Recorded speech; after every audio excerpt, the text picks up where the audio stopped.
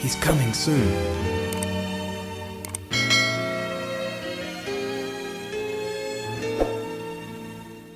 Hari ini kita tetap merayakan Sabat ya.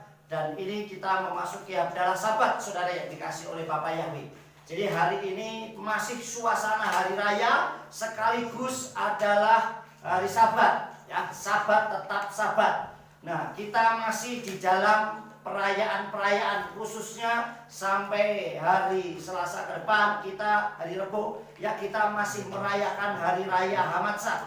Tetapi sebentar lagi saudara yang dikasih oleh Bapak Yahweh, saat nanti setelah lewat jam 6, sebenarnya ukurannya bukan jam 6 tetapi matahari terbenam, kita sudah memasuki hari raya Habikurim atau hari raya buah sulung. Nah, apakah itu hari raya Habikurim? Sebelum nanti kita masuk dalam topik tema kita, yaitu mengatasi kemustahilan. Nah, saudara yang dikasih oleh Tuhan, saya akan sedikit menyampaikan tentang apa itu Habikurim. Nah, Bapak Ibu Saudara yang dikasih oleh Bapak Yahweh, hari raya orang yang Nasrani yang harus dirayakan sesuai kitab suci, ada 7 perintah yang harus dirayakan. Dan masih ada di luar hal yang lain itu, saudara. Nah, salah satunya sudah kita rayakan kemarin, yaitu hari raya Pesah dan Hamatsah. Nah, juga termasuk kemarin kita sudah memasuki Erev Sabat dan ini adalah Sabat. Nah, sekarang saudara kita akan memasuki juga hari raya yang ketiga, yaitu Habikurim atau Sifrat Omer. Hari raya Habikurim atau buah sulung, Bapak Ibu Saudara yang dikasih oleh Tuhan, tertulis di dalam kitab Wayikra atau kitab Imamat. Di dalam kitab Imamat atau kitab Wayikra pasalnya yang ke-23, ayatnya yang ke-10 dan 11. Mulai dari ayat yang ke-9, mulai dari ayat 10 dan 11. Saya bacakan, saudara menyimak dengan baik.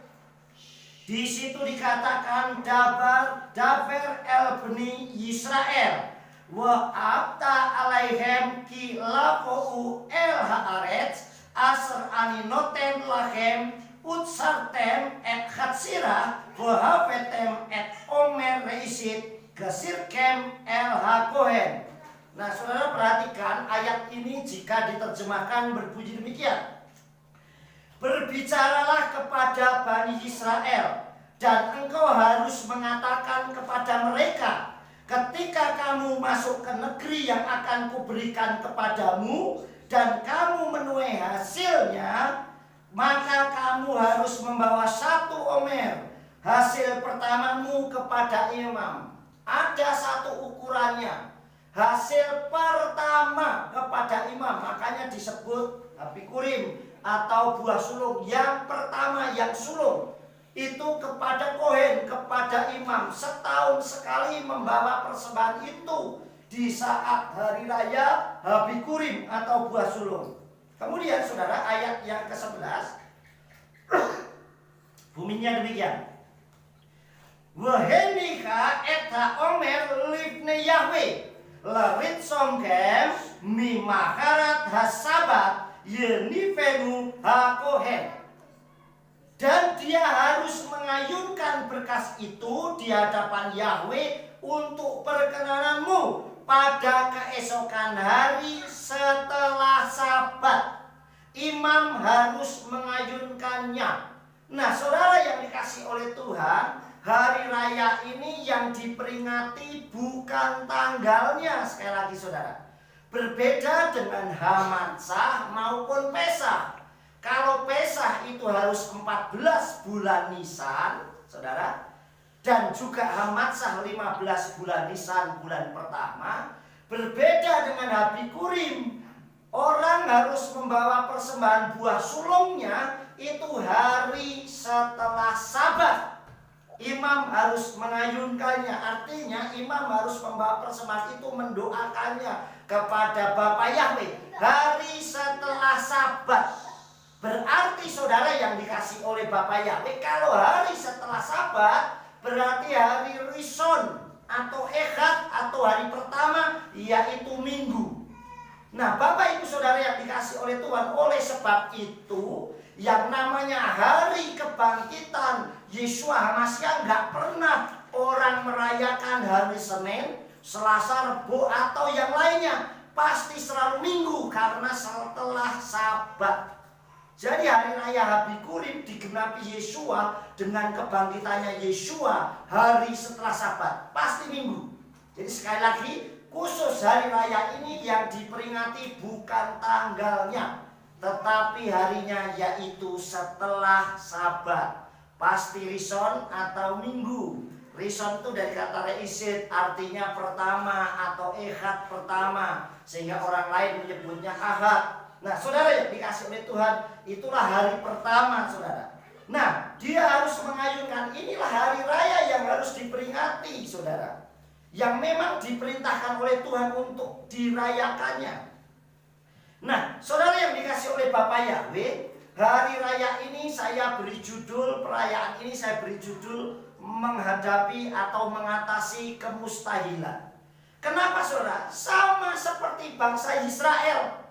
Nah, orang Israel dalam perjalanannya, bangsa Israel dari Mitsraim menuju tanah perjanjian itu seperti mustahil mereka bisa lewati, saudara. Karena begitu hari Pesak selesai, mereka harus keluar dari Mitsraim. Baru keluar dari Mitsraim, mereka sudah terhalang oleh Laut Sum. Saudara bayangkan, laut itu gambaran adalah masalah yang akan ada dia hadapi di depan. Belum masalah yang di depan sudah ada, yaitu laut.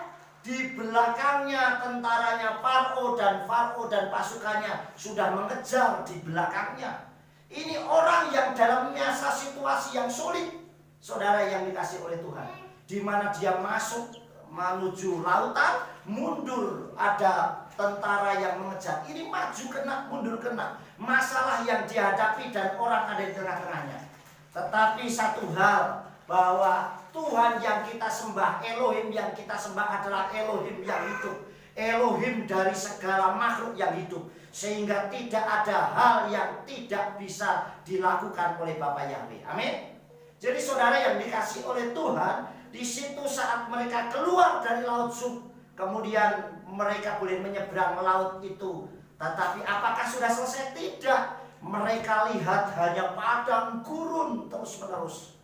Bayangkan saudara, begitu keluar dari masalah yang satu, muncul masalah yang lain, yaitu padang gurun. Inilah yang namanya sulit dan mustahil orang bisa lewati. Karena di padang gurun yang dilihat hanya padang gurun terus. Dan saat siang akan kepanasan luar biasa, dan malam itu akan kedinginan luar biasa. Tetapi sekali lagi, Elohim kita, Bapa Yahweh adalah Elohim yang setia, yang tidak pernah meninggalkan umatnya. Sehingga saat siang hari Tuhan kirim dengan tiang awan supaya orang tidak kepanasan, dan malam dengan tiang api supaya tidak kedinginan. Inilah bukti bahwa pemeliharaan Abah Yahweh sempurna dalam situasi yang sulit sekalipun. Nah, saudara yang dikasih, perjalanan bangsa Israel itu seakan mustahil, sama dengan yang kita hadapi, saya dan saudara. Saya sudah sampaikan kemarin bahwa kita nggak tahu ke depan apa yang akan terjadi, saudara. Seperti waktu-waktu yang lalu, kita sudah program mau buat hari raya yang besar, kita mau buat ibadah yang luar biasa, tetapi semuanya bisa berubah dengan situasi yang terjadi di dunia saat ini, sehingga kita hanya bisa ibadah online saja, saudara. Tetapi satu hal, bahwa sekalipun online, Tuhan tidak pernah meninggalkan kita. Amin. Tuhan tidak pernah meninggalkan kita sedikit pun, karena Elohim kita adalah Elohim yang setia. Kenapa tampaknya mustahil perjalanan itu, saudara? Karena yang pertama, karena yang mereka lewati padang gurun. Kanan kirinya ada gurun saja, sehingga mustahil orang bisa lewati. Sekuat apa orang bisa lewati? Tetapi kalau bersama dengan Elohim, bersama dengan Bapa Yahweh, bersama dengan Yeshua, pasti kita bisa lewati dengan luar biasa. Yang kedua, tanah perjanjian dengan berkat yang melimpah itu hanya seperti mimpi, saudara. Bayangkan masih di padang gurun, masih dalam kondisi terpuruk, tetapi Bapa Yahweh berfirman, kamu akan memasuki negeri yang melimpah susu dan madunya. Ini kayaknya mimpi, saudara. Bener nggak ya? Saya bisa benar nggak ya? Saya mampu bisa nggak ya? Saya lakukan dan saya lewati. Dengan situasi saya melihat padang gurun, saya lihat pergumulan yang begitu panjang yang saya akan hadapi. Ini seakan-akan mustahil, saudara. Jadi seakan-akan bahwa perjalanan itu mustahil. Kita bisa lewati, bisa kita hidupi, kita selesaikan, saudara. Yang ketiga, terjadinya banyak masalah yang mereka hadapi sepanjang perjalanan. Nah, saudara yang dikasih oleh Tuhan, orang dalam perjalanan bangsa Israel keluar dari Misraim, masalahnya pelik sekali. Begitu banyak masalah yang dihadapi. Sudah bersungutan kalau nggak ada makanan, kalau nggak ada air dia bersungut-sungut. Bayangkan, saudara, di mana-mana sama. Kalau orang perutnya lapar, isinya marah-marah, bersungut-sungut. Ada orang pulang kerja, mungkin istrinya belum masak, marah, saudara bisa. Kenapa? Karena lapar, saudara. Isinya bersungut-sungut. Makanya kalau orang lagi dalam permasalahan, emosinya sangat mudah, saudara. Entah dalam kondisi apapun, gampang dipicu emosinya. Kemudian terjadi peperangan. Orang Israel berapa kali dia menghadapi peperangan, termasuk lawan orang Amalek dan lain-lain, saudara yang dikasih. Banyak menghadapi peperangan, tantangan yang dihadapi, saudara. Yang ketiga, kelaparan. Tadi sudah saya sampaikan tentang kelaparan. Orang bisa kelaparan karena nggak ada makanan. Seberapa banyak kita bisa stok makanan? Seperti saat kita ada di rumah seperti ini, saudara. Seberapa banyak kita bisa menyetok makanan? Seberapa banyak kita bisa beli makanan karena kita tidak bekerja, saudara. Saudara yang dikasih, ini yang terjadi, bisa kehausan. Orang akan haus. Saya sudah mendapatkan banyak informasi, banyak sekali WA masuk ke saya, Pak, kapan bisa ibadah gabung lagi? Saya sudah rindu, saya sudah kangen, saya sudah pengen ibadah lagi, masuk ke gereja, masuk ke Knesia, saudara. Itu kerinduan itu membuktikan bahwa kita mencintai Elohim, mencintai Tuhan, saudara. Sekalipun dengan online kita bisa ibadah. Kemudian yang kelima, kepanasan dan kedinginan. Nah, saudara, ini juga terjadi masalah yang dihadapi. Makanya kayak mustahil mimpi saya bisa lewatin, saudara. Bisa menghadapi itu. Tetapi satu hal, saudara, semuanya akan terjadi sempurna saat mereka orang Israel sampai tanah perjanjian.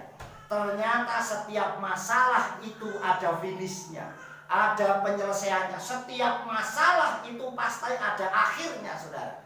Selama kita taat dan setia. Begitu orang Israel masuk sampai tanah perjanjian, saudara, dikasih oleh Bapak Yahweh, apa yang terjadi, saudara?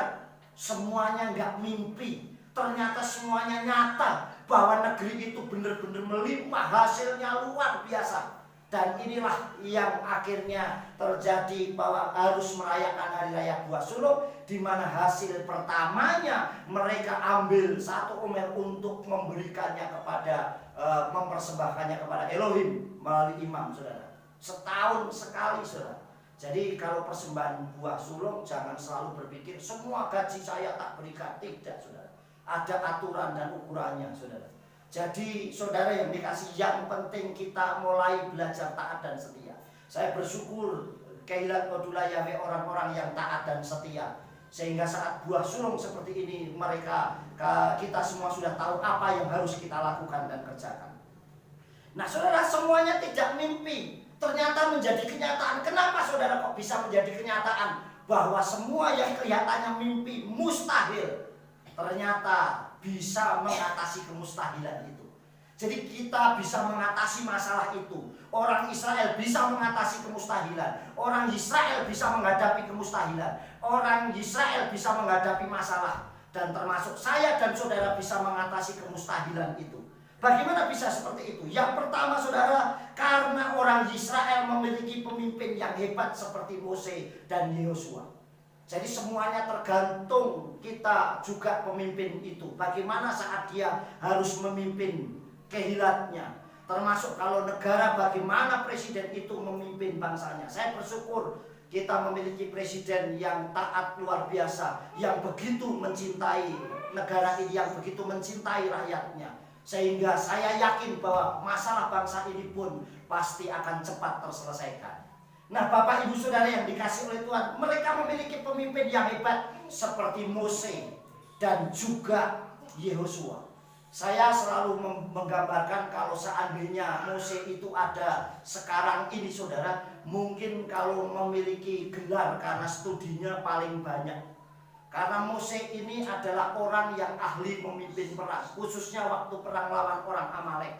Panglimanya Yehosua di medan perang, tetapi pendoanya yang menentukan, yang memimpin, yang mengorganisasi, yang mengkoordinir adalah Mose. Makanya kalau sekarang ada pasti Mose ini gelarnya jenderal. Nah, Mose juga bisa membuat bangunan kemah tabernakel atau kemah suci. Kalau sekarang ada pasti gelarnya insinyur. Kalau dia seorang pemimpin bangsa Israel keluar dari Mesir, pasti dia presidennya. Kalau itu terjadi, kalau ada orang sakit dia mendoakan, pasti dia dokternya. Jadi gelarnya begitu panjang luar biasa. Dia juga yang membuat, menentukan dan menulis daftar Elohim yang diberikan oleh Bapak Yahweh. Dia orang penulis buku, pembuat aturan yang luar biasa. Pasti sangat banyak gelarnya Mose. Sedangkan Yehosua adalah pemimpin yang setia dan taat sama pemimpinnya. Yehosua tidak pernah punya keinginan memberontak sama Mose.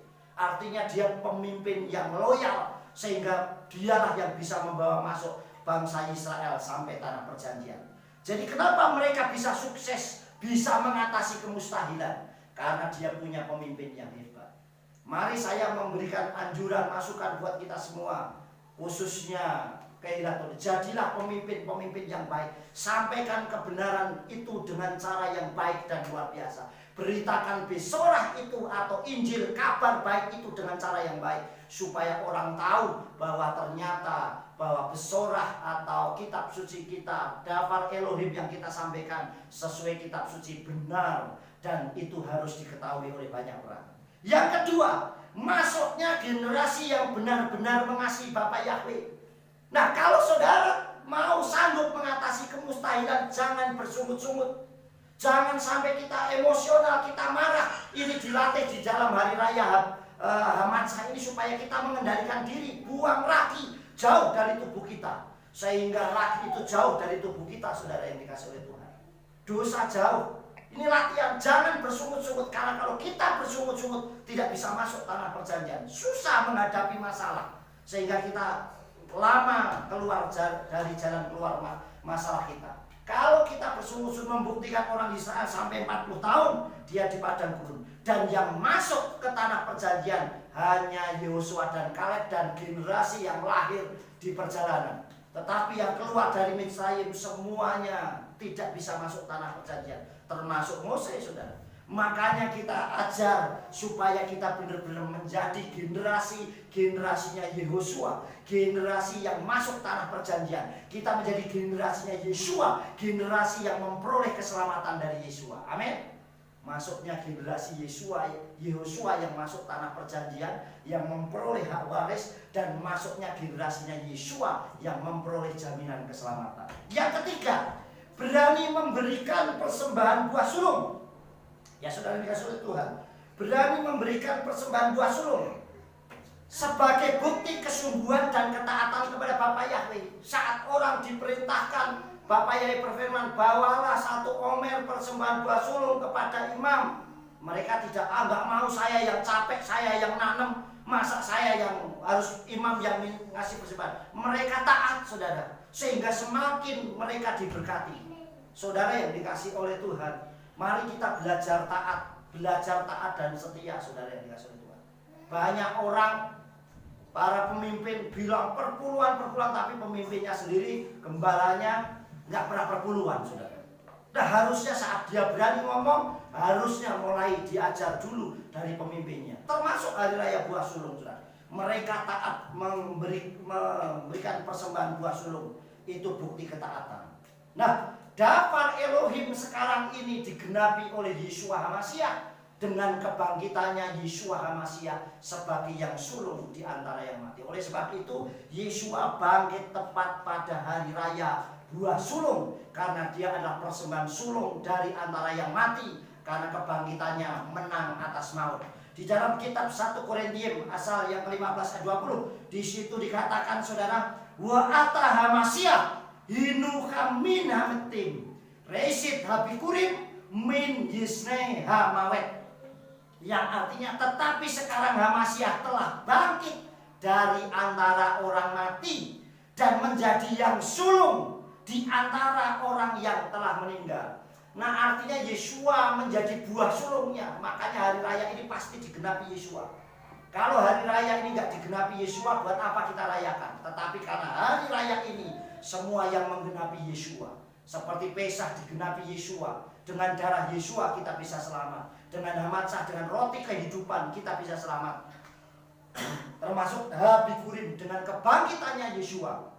Berarti kita sudah menang atas maut, saudara.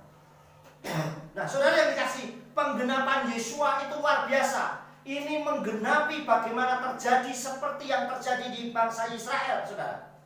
Yang pertama, apa yang membuktikan bahwa Yesua itu menggenapi hari raya Habikurim? Yang pertama, Yesua bukan hanya pemimpin yang hebat, tetapi Yesua juga pemimpin yang berhasil.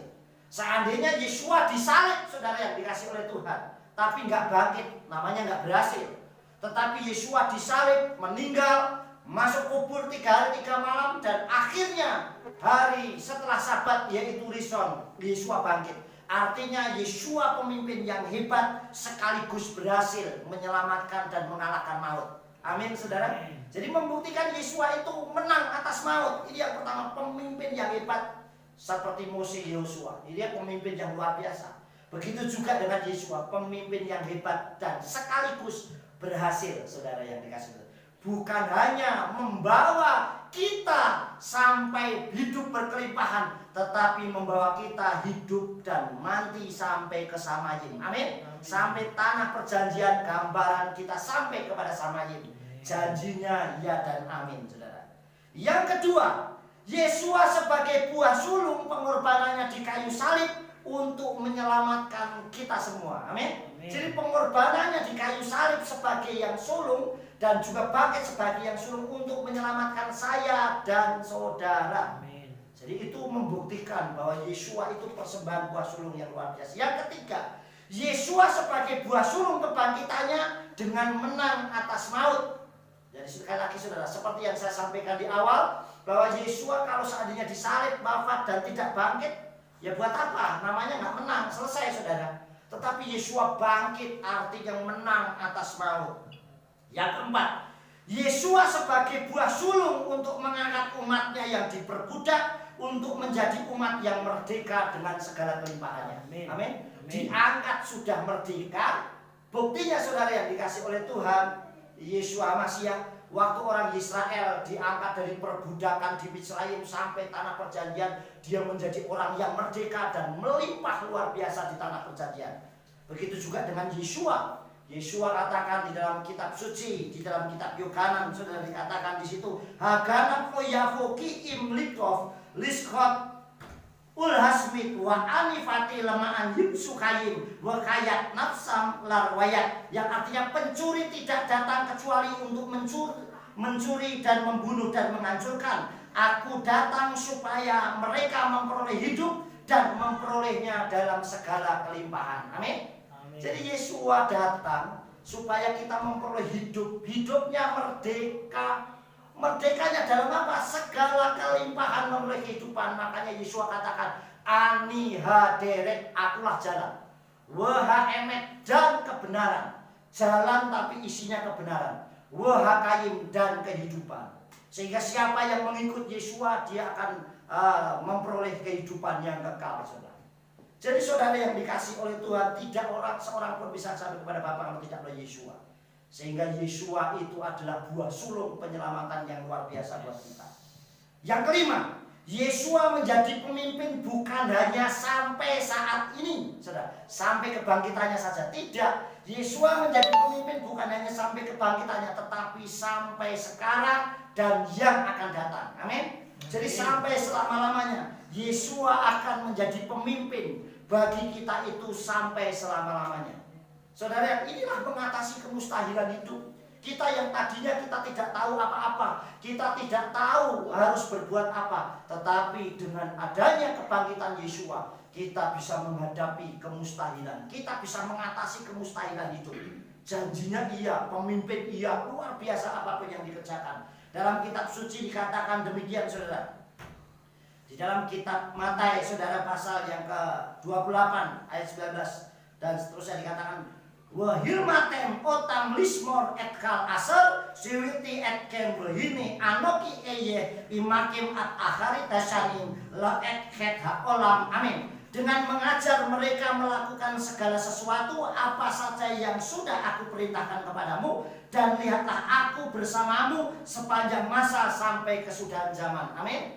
Jadi Yesus janjinya bukan hanya sampai kebangkitannya saja, bukan sampai pencurahan Ruh Kudus, bukan hanya sampai hari ini, tetapi dikatakan anoki eye imakim at akhari dasanim. Aku akan menyertai, dikatakan imakim, aku akan menyertai, saudara. Aku akan beserta menyertai kamu sampai sepanjang masa, sampai akhir zaman, sampai selama-lamanya kesudahan zaman. Artinya Tuhan yang penuh dengan tanggung jawab, Tuhan yang penuh dengan belas kasih, bisa mengatasi kemustahilan. Makanya saya yakin masalah yang kita hadapi sekarang, belum bisa ibadah, kita belum bisa berinteraksi dengan orang lain, kita belum bisa berfellowship bersama-sama. Tetapi satu hal yang kita harus tahu, masalah ini akan cepat berlalu. Selama kita taat dan setia, tidak bersungut-sungut, tidak amarah, tidak emosi, kita akan cepat mengatasi masalah ini dan masuk tanah perjanjian dengan melimpah susu dan madunya. Buktinya kalau kita melimpah susu dan madunya, saudara, di dalam kitab suci, bersukacitalah dan bergembiralah. Di dalam kitab Nabi Yoel pasal 2 ayat 21, ayat 21 dikatakan dan seterusnya, kenapa kita harus bersukacita di dalam hari raya Habikurim? Karena Yesus sudah bangkit benar. Kenapa harus bersukacita dan bergembira? Karena Bapa Yahweh pasti akan melakukan perkara yang besar buat kita. Amin. Setelah kita melewati masa ini, maka Tuhan akan membuat keajaiban demi keajaiban, perkara yang besar terjadi.